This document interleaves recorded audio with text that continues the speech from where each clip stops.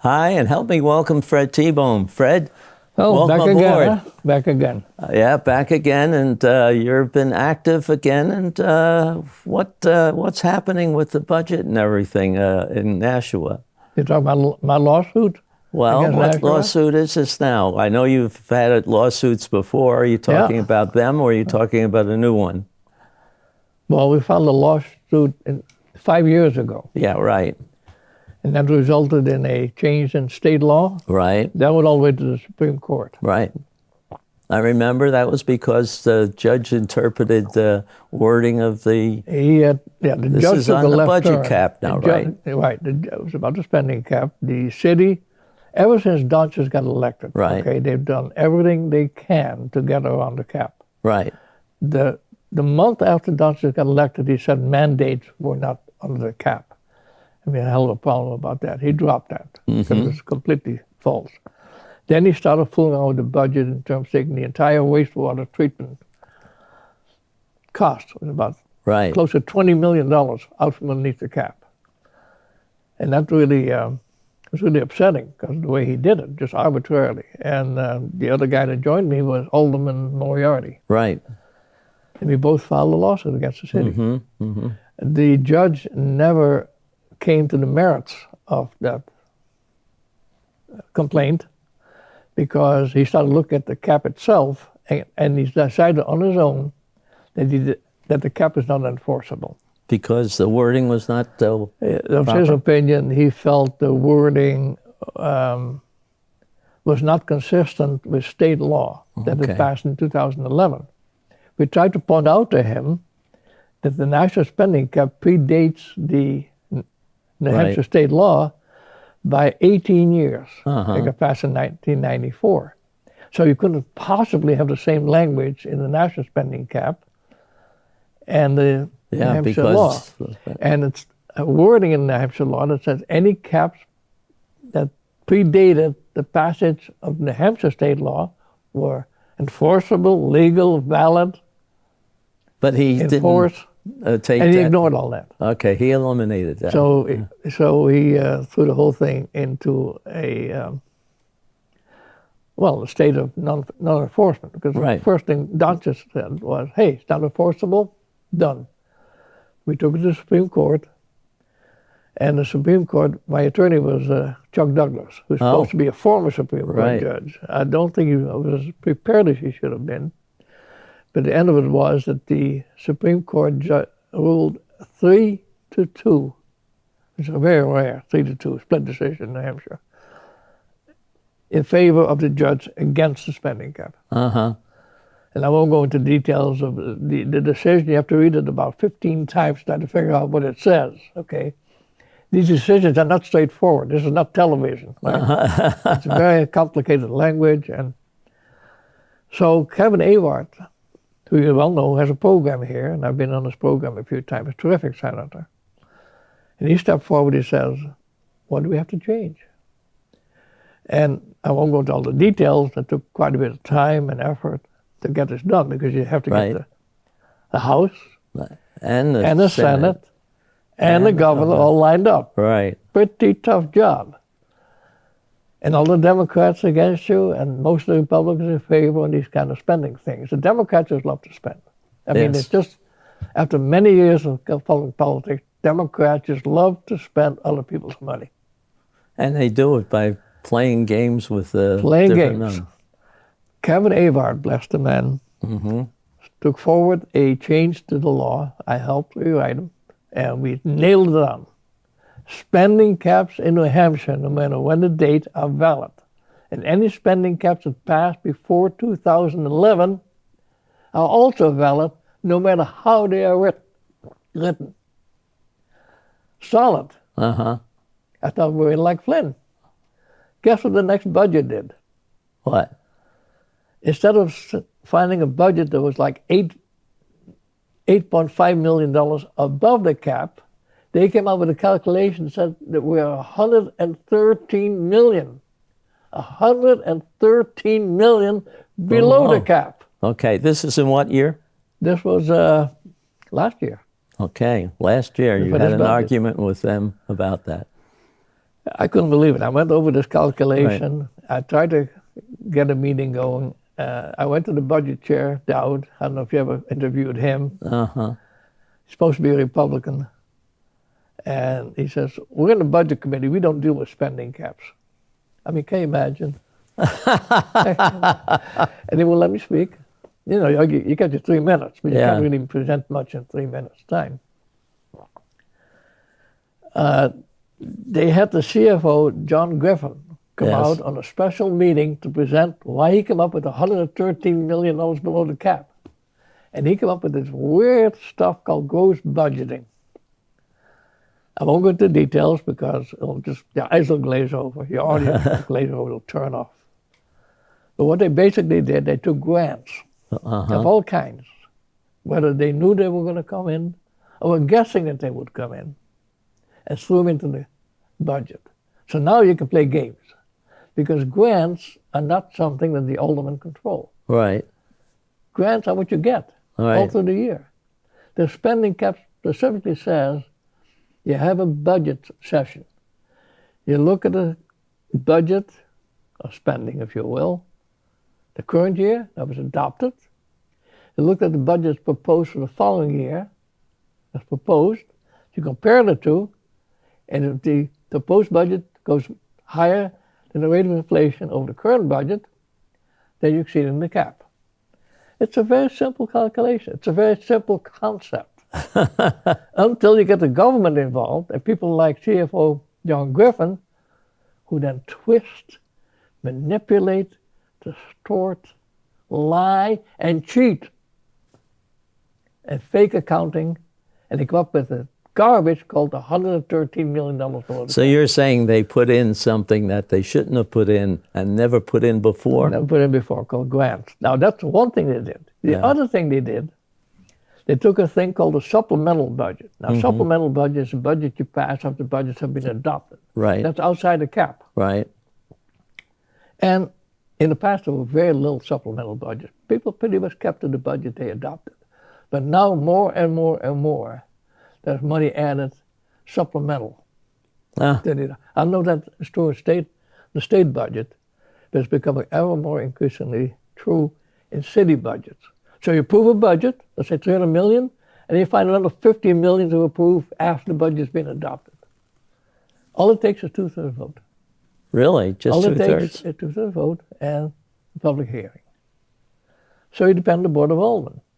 Now I must say that I've had a lot of problems with a lot of members of the Board of Aldermen. This particular board we have now are clueless about financial things. Really? I'm very disappointed. I've interviewed Alderman Sullivan, on my radio program. I thought he was a good guy. And I think he's a good guy. And he has some questions, but he doesn't follow through. This other young kid in Ward 1, maybe he's still associated with the casino, charitable gambling, he's out for lunch. He just doesn't understand any of it, at least when I watch him. His questions, if he has any, are off the point. And when John Gibbons came in, the CFO came in, right, and made his presentation, there's only 1 or 2 questions. Really? And it came from Sullivan. And Sullivan said, "What's this about bonding?"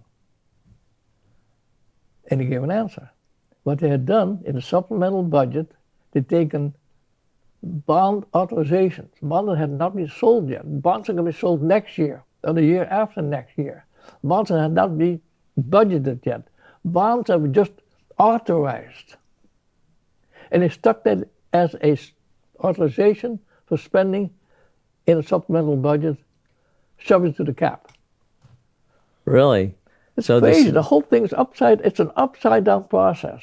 And nobody else is complaining? And nobody else understood it. So now you got this huge budget, $140 million inflated for the current year, because you're adding all kinds of grants, you're adding all kinds of unauthorized bonds.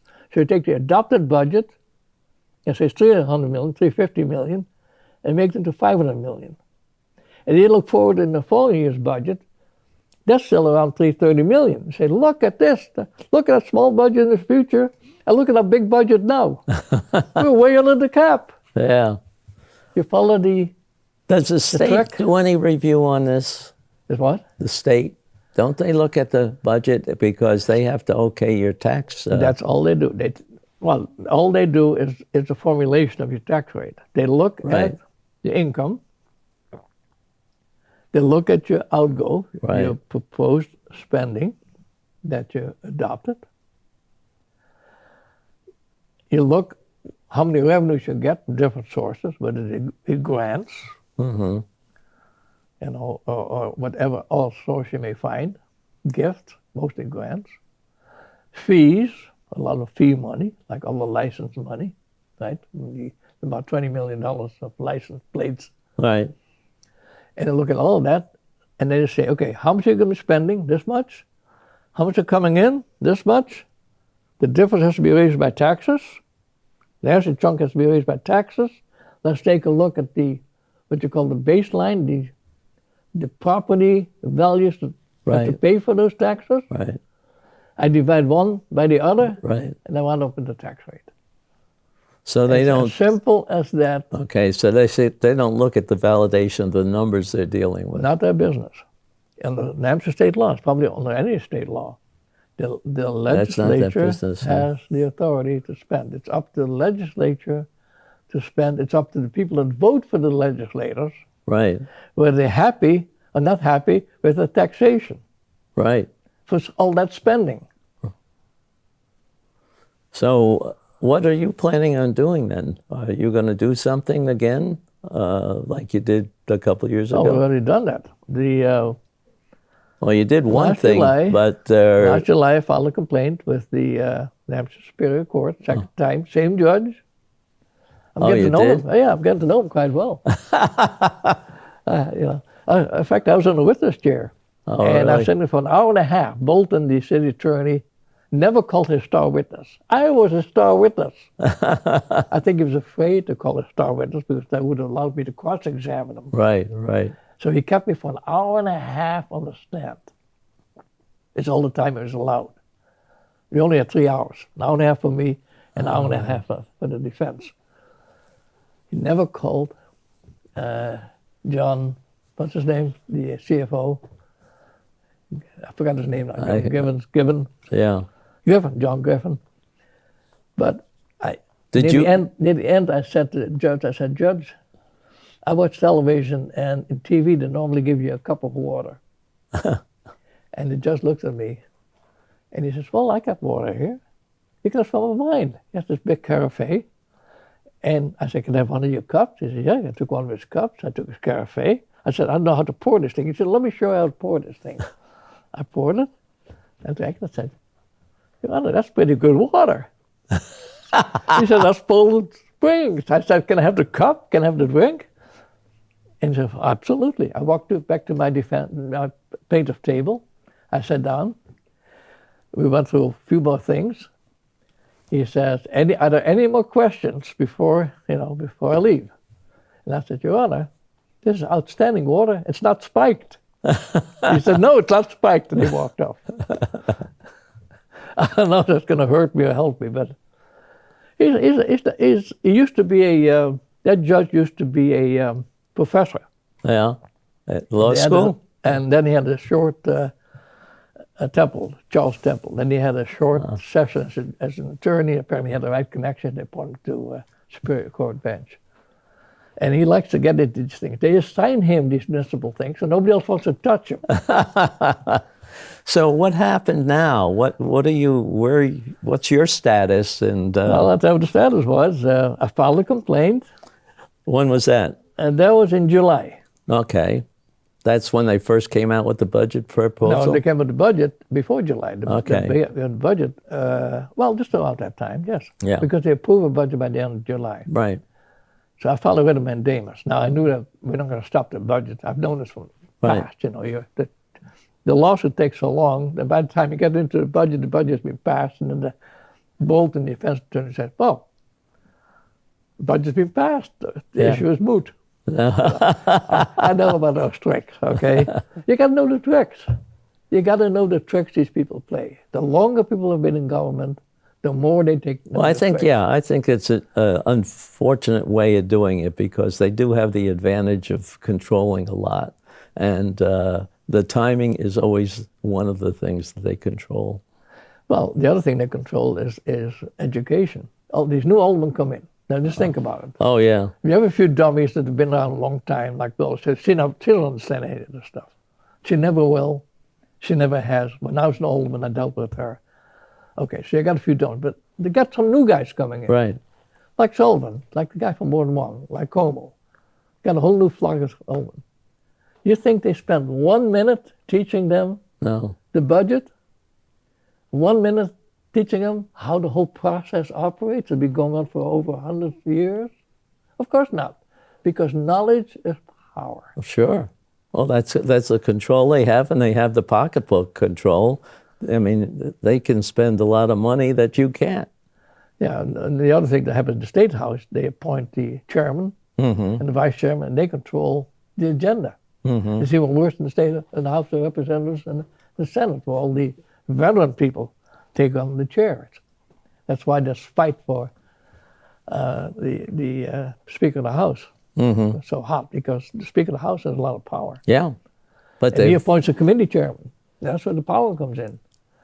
And I noticed from the spending cap, when Ava tried to pass it, a lot of these committees in your House, the Senate, there may be N Republicans and -1 Democrats. There may be an uneven balance by one person. Yeah. Right? Right. Why? Because when it gets to be a vote, ex-Republicans, The majority Right. has the control of the committee. Yeah. and by one vote, it passes. Or it fails, whatever the... And it all comes down to the chair, and the chair can even stop the discussion. On the spending cap, it got confused, and he just stopped the discussion. He says, without any question, he says, adjourned. I mean, the chairman has a lot of power. What do you think we should do as voters in this whole scheme of things? Things are changing now because you see all the problems there were in getting the speaker through nationally, and here they know enough that they only have a couple of people majority, and so they're. What are you talking about? The Well, I mean, national, the state, New or Hampshire legislature has only a few more Republicans than they have Democrats, and there's still two empty seats right now that they're going to vote on. But that situation is causing them to do things they've never done before. A Republican now has appointed a Democrat as the chair for one of the committees. Did he do that because he wanted to get elected? That's the only way he could get elected to the chair? Be the speaker? Who knows what the reason is? You'll never find out. He won't admit to what he had to do it. It happens when you get as close, when members are that close, people have to make But I agree compromises. with you that the people don't get enough training. In Nashua, they get no training. Right. Well. No training. Yeah. I remember back before this current mayor, we had a couple of good people. We had Lozo. Lozo was here for 8 years. Right. Not once exceeded the spending cap. She was very good, and she came around. I interviewed her at least twice a year or more. When she talked about everything, she was very open, and she listened to people. Well, she was very controlling. People, she was very hands-on. Yeah. We did the memorial. Now, my proudest accomplishment is not alderman or this spending cap stuff or this accounting stuff. It's said again about. Right. It's a Holocaust memorial. Without her, that would not have happened. She was very supportive. Now, I'll tell you, I couldn't put a monument in.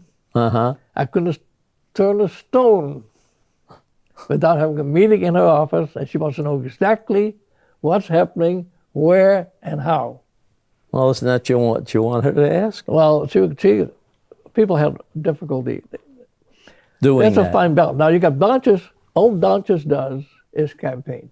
Yeah. Okay? I don't think he manages a hell of a lot. He's sharp enough, because he used to be an attorney, probably a successful attorney. But he just doesn't get into that administrative. It's not his thing. Well, who's Lozo control? was into administrative. Yeah, She right. loved that administrative. Right. Every contract, like the contract that Bob just showed me. She'd read every line before she signed the damn thing. You can imagine she was in the office Saturdays, Sundays, the last person to leave the building, because that's what it takes. You still have, all is said and done, you still have a $400 million, if you leave the current budget, $500 million operation, $500 million for one community. That's a lot of money. So, are you planning anything more? Are you just going to the meetings and calling them on certain? No, I don't even go points? to the meetings anymore Oh, at this no? point. Well, for a while they had these Zoom meetings. It's kind of nice, you know. You sit at home, you dial up, right? You dial up on the Nashua. I think Nashua. No, you call on the agenda, and it'll be a Zoom calling. There's a way to hook you into the system. And you can talk. Right. And they voted that out. So now we don't have a telegraph, local newspaper. They voted out the Zoom call. So Why did they say they needed to vote that out? Oh, it was too expensive. Too expensive. Yeah, Payton came out. The guys here that's running this show. Payton came out and said it's going to cost us about $30,000 a year. Oh, that's too expensive. And they turned around and voted a $21 million bond for the river project. You know, and a $300 million union contract for the teachers. But $30,000 for the Zoom, so nobody comes in.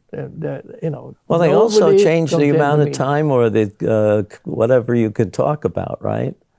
That's what I heard, that they were changing things to the public time. That's Dowd's doing. You got 3 minutes in the beginning. Yeah. On whatever's on the agenda. And you got 3 minutes, you wait all the way to the end. You got 3 more minutes to talk about whatever is of concern to aldermen, but not necessarily on the agenda. So they could. So if you want to bring up a subject, they could say, "No, we're not talking about that." And they could. They used to, you know. Well, I don't necessarily disagree with keeping the subject to what aldermen can do about it, because they used to have some people. When I was an alderman, that 20, 30 years ago, that people come in, religious people, Yeah. and say, "Well, come to our church," you know. And they gave advertisement for the church, but the aldermen have nothing to do with it. So the church. So I think that might have been too much, but the 3 minutes, that's crazy.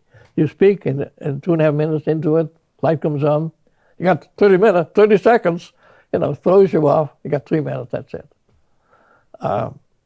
It's lousy public relations. It is. But they like to work in the dark. Yeah, well, that's obvious now. And what do you think we should do? You have to elect people you need. Okay, but you have to elect people you need that are conservative. And what do we tell those people who are running against the current mayor or the current alderman? Well, a good place to start is to expose how their budgets are manipulated to get around the cap. The cap was passed through a popular referendum back in 1993. In 1992, 1993, it was effective. 1994. That's a long time ago. That's almost 30 years. Because people got ticked off. People got ticked off about the spending back then. People have to get ticked off to create an organization to start, you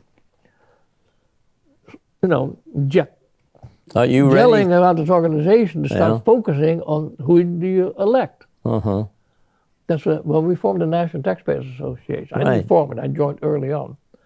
Then Capasso, another guy, formed it. And it created a 300 to 400 member organization. 300 to 400 member. That's a big organization. Should we do that again? Should we start a Taxpayers Association? I wish they would, but I'm getting a little old. Well, me too. But we are a little ticked off, both of us, about how they're handling our money. To tell you honestly, I'd hoped that the Republican City Committee, when I joined back many years ago, would be more active locally. Yeah. But they're so focused on state elections. I agree with you there. But what can we do now? What can we do with we have a new city committee now with new offices and everything, and a younger group too, which is, you know, us older people don't have to worry about who's going to follow through because they'll be around for a while. There's something we can do to educate them or to get the people. You have to recreate an organization like the National Taxpayers Association, focused solely on Nashua. Don't worry about the state committee's doing. Don't worry about the governor's doing. Don't worry about, you know, what the representatives are doing, like yourself. Worry about just the local place you live. Right. Get and have that organization grow from, it started with 10, 15 people. When I joined them, there were 15. And I was out there, you know, flying around, what do we do? And I said, let's come up with a cap on spending. Okay. I come up with it. Right, okay, good. I think you did a good job and you followed through a bit. Are you willing to follow through a little bit more and help them more get started? Absolutely, will help get started. I just can't be, you know, the main guy. I'm too tired. Well, that's the way I feel too. No. I mean, both of us have spent quite a bit of time on doing some of things like this more actively. But if we get some of the younger people to look at it, you think we could really get to change it? We got elections coming up, and this is the year to do it. You have to form a local group. Like the National Taxpayers Association, by the way, still exists. I'm still the president. Oh, yeah. I'm still paid my 5 year. It's a non-profit organization registered in New Hampshire. I'm still paying my $25. What is it, a year or every 5 years? I forgot now. Fred, we're going to have to talk. We run out of time, and we'll have to talk a little bit more about this and see if we can get that started again. Well, okay? We need to have something publicized, and we need to get some of this information out there to the people who don't know what the heck's going on. I understand they were out there picketing City Hall. They're picketing? Who's picketing? They were picketing. Somebody told me we had people out there picketing City Hall about when the taxes were due. Yeah, but the taxes gone up. My house went up 9%. Yeah. The average property went up 40%. Yeah. Well, we'll have to talk about that too, because we talked to Lori Ortolano and some other people who have been working on that aspect of it. Lori would be a great example. She's young, she's active, she's got the time, she's smart, she has the education. Right. Well, we got people that form around, but she has not shown significant interest to form an organization around her. She's pretty much a loner, frankly. She likes to work alone, that's true. She's a loner. You can't be a loner. No. You've got to form an organization is a whole effort all by itself, separate from the things that you worry about. Right. It's just organizational stuff. Right. I'm your man. I'll help. Okay. Very Carl. good. Thank you, Carl. Thank you. Thanks for inviting me.